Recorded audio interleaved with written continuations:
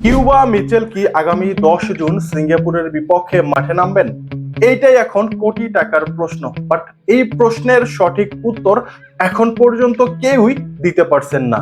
Bangladesh football ফেডারেশনে অনেকবার জিজ্ঞেস করার পরও কেউ কিন্তু কোন রকম কোনো উত্তর দিচ্ছে না বা উত্তর দিতে পারছে না। এর মানেটা আসলে কি?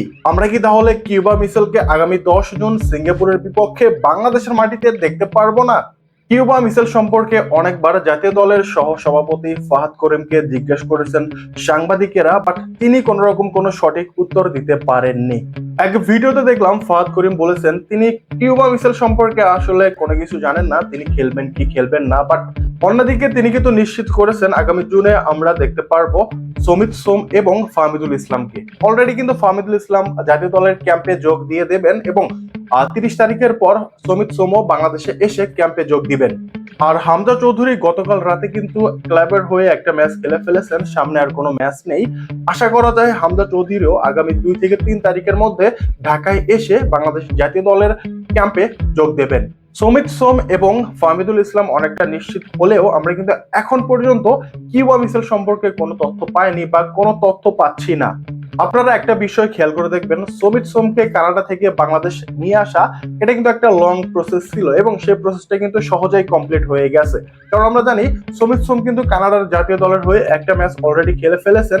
সেক্ষেত্রে বাংলাদেশের হয়ে খেলতে গেলে একটা লং প্রসেসের মধ্য দিয়ে তাকে নিয়ে আসা হতো এবং সেটা কিন্তু অলরেডি কমপ্লিট। এজন্য অনেকটা লং প্রসেস ফলো করে সমিত সোমকে বাংলাদেশে নিয়ে আসা হয়। অন্যদিকে কিউবা মিচেল কিন্তু এখন পর্যন্ত ইংল্যান্ডের কোনো জাতীয় দলে খেলেননি বা সেরকম কোনো বড় ক্লাবেও খেলেননি। কিউবা মিচেলের নানা নানি যেহেতু বাংলাদেশি, তাদের কিন্তু বাংলাদেশের জন্ম সনদপত্র এবং আইডি কার্ড রয়েছে। আর কিউবা মিচেলকে একটা আইডি কার্ড করে দিলে বা জন্ম সনদ করে দিলে কিন্তু একটা সহজ প্রসেসের মাধ্যমে তাকে নিয়ে আসা যেত, বাট সেইটাই কিন্তু এখনো আটকে আছে। অন্যদিকে সমিত সোম কিন্তু বাংলাদেশের হয়ে আগামী 10 জন খেলবেন, এটা কিন্তু প্রায় 99% নিশ্চিত। কিউবা মিচেল বাংলাদেশে কবে আসবেন এই নিয়ে আসলে ফুটবল ফেডারেশন থেকে কোন রকম কোনো সঠিক তথ্য জানা যায়নি।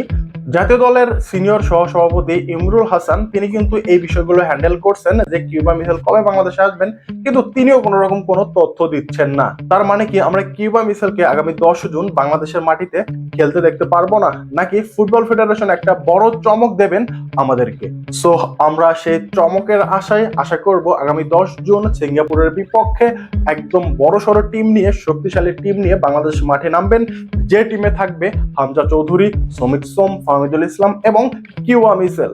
দেখা যাক বাকিটা কি হয়। আর গাইস, আপনারা যদি কোনো রকম কোনো তথ্য জানেন কিউবা মিচেল সম্পর্কে, চাইলে কমেন্টে আমাদেরকে জানিয়ে দিতে পারেন। ভিডিও পর্যন্তই। ভিডিও ভালো লাগলে চাইলে আপনারা সাবস্ক্রাইব করে সঙ্গেই থাকতে পারেন। ধন্যবাদ।